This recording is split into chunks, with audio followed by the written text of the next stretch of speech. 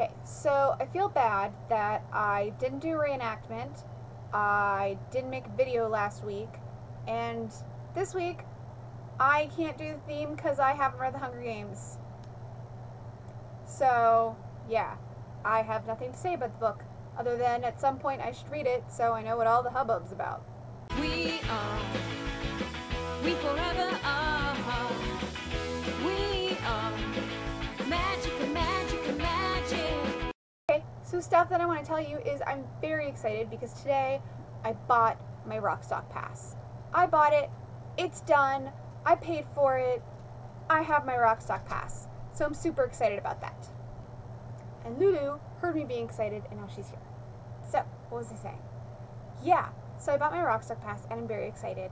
And that means it's like real, you know? I mean, we already put the deposit in the cabin, but if something happened, I'm sure I could have gotten out of that, or at least been out the money. But now I have a ticket.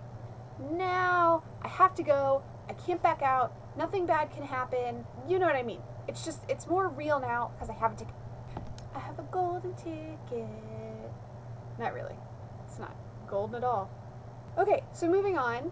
I went and saw my sister-in-law on Friday and got to see my nephew, who is turning 2 like in a month, and her new baby boy, Zane. So I took some video and I'll put that at the end so that you can see a little bit of them because they're freaking adorable. Yeah, they are. So since I can't talk to you about Hunger Games because I haven't read it, I figured I will do last week's theme this week. And that way I'm sort of caught up with themes since there's no way I can do this one anyway. So, I'm going to tell you a story. Now, I'm not as interesting as Dinah. I can't really reenact the story because it involves broken glass and I just think that would be really unsafe. So, I'm just going to tell it to you. When I was 19, I did a study abroad in Europe. I went to Marseille and I lived there for 2 months. On my way home, I flew from Marseille to London and then London to Washington Dulles Airport, and then from there I think I drove to Pittsburgh. I don't even remember if we drove or flew. I asked my family members what they wanted as a souvenir because I wanted to get them something since I was in Europe and whatever, and they were kind of paying for it. So I asked my parents what they wanted, and my mom, I think she wanted a box of chocolates, so I got her like a real nice box of Belgian chocolates. And my dad, who is my dad and hilarious and awesome, he asked if when I came home and I went through the duty-free shop, if I would get him a bottle of Beefeater gin. I ended up having like an extended period of time in the London airport. I don't remember why. I think my flight was delayed or my other flight got in early, or there was something that I actually had like a good amount of time, so I kind of just like shopped and wandered and I didn't really pay attention to the time. And then I realized that I needed to board my flight and I didn't know where to go. So I still had to buy this stuff for my dad. So I like run to the liquor store and I asked them for this gin and they get me the gin and they put it in a bag and I run. And I mean, I have this like huge like backpacking through Europe backpack and like another bag, and then I'm carrying a bottle of liquor and I'm like running to my gate and I finally get there. I'm literally the last person on, and I walk to my seat and I'm sitting in the window seat, but the other guy's already in the aisle seat, so I have to climb over him. Well, he didn't actually like get up and move into the aisle. He just sort of stood up and like leaned back.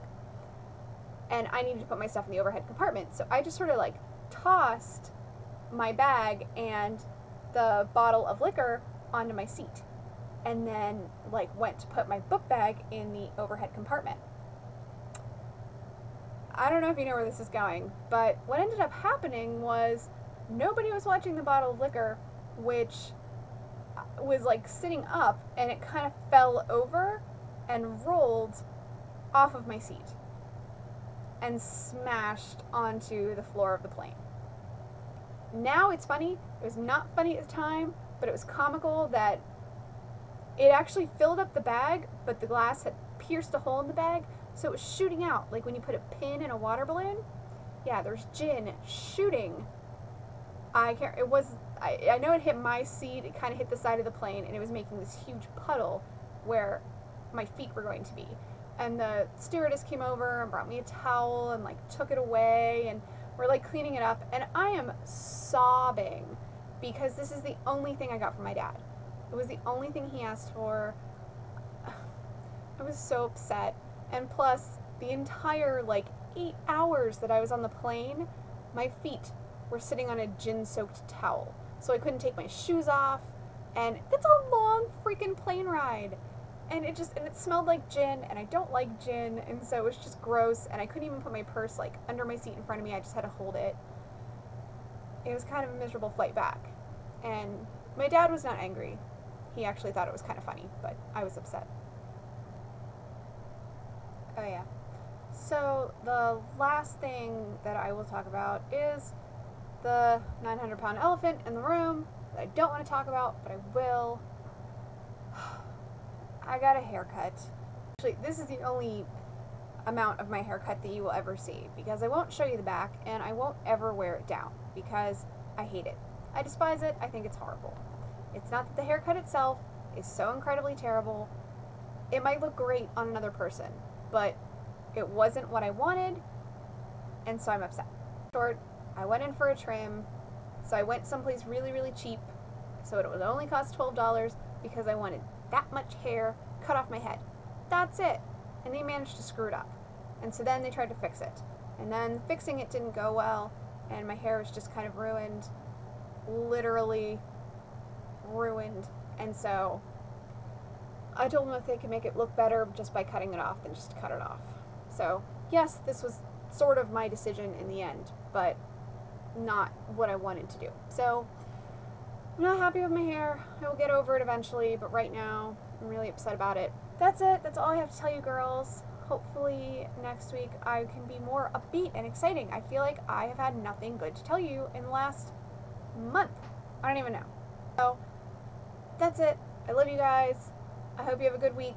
I won't understand any of your videos, but I love you anyway, and I enjoy seeing your faces. So, bye. He's giving a look. Yeah. He doesn't know what I'm doing. Aunt Kathleen's taking a picture of you, eating your berries. Actually, Aunt Kathleen is filming him because Aunt Kathleen keeps forgetting to switch her camera from video to camera, so. It just cracked me up to see a 2-year-old basically run off into the woods and start eating berries. Well, he knows which ones. Did you eat all of them? Yeah. You did. You ate them all. Oh, you want more? And 1 large Are you pepperoni smiling for and me? mushrooms. You are. I saw it. You can't take it back. It's on camera now. The name is WHITEC, so WHITECK. What are you doing? Okay, thank you. Oh, hiccups.